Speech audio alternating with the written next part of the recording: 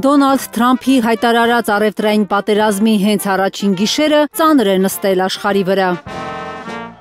Աշխարհի ամենահարուստ մարդիկ մեկ օրում 208 միլիարդ դոլար են կորցրել մաքսատուրքերի պատճառով։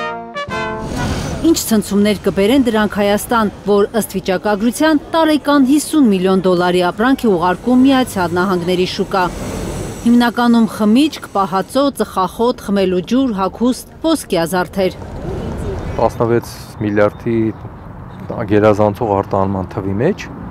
50 միլիոնը չնչին գումար է։ Մեծ ցնցումներ չի կանխատեսում տնտեսագետը։ 10% մաքսատուրքից հետո ամերիկյան շուկայի մրցակցությանը կարող են չդիմանալ էժան ապրանքները։ 50 միլիոն դոլարի մեջ, օրինակ հյութերը, ջուրը, այդպիսի էժան ապրանքները քիչ մաս են կազմում։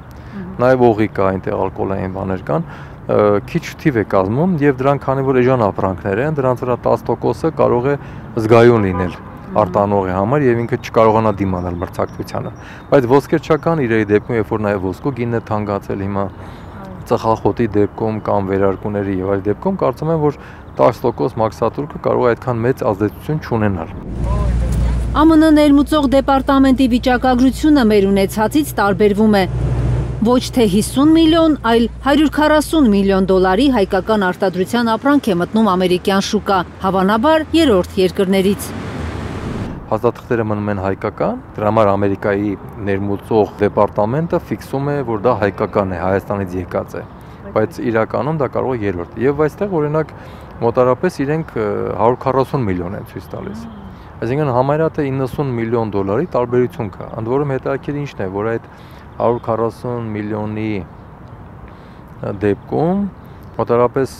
60 միլիոնը նախորդ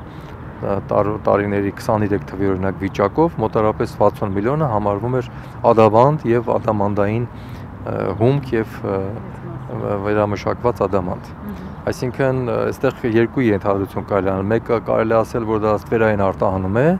մյուս կողմից կարելի է ասել, որ դա ստվերային չի, բայց երրորդ երկրով է գնացել։ Պատվի հարց է աշխարհի ամենահարուստ 380 միլիոնանոց շուկայում հայկական ունենալը, ասում է տնտեսագետը։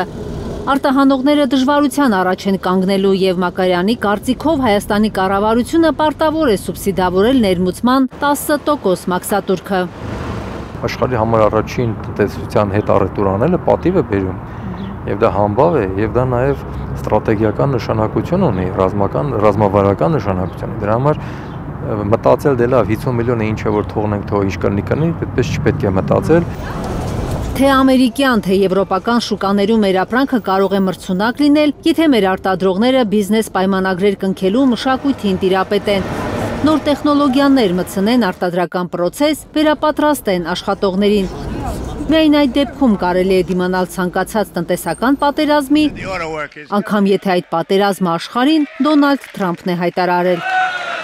Կարնե Մանգասարյան, Նորա Շարբաթյան եւ Անի Ղանդիլյան, Հայլուր։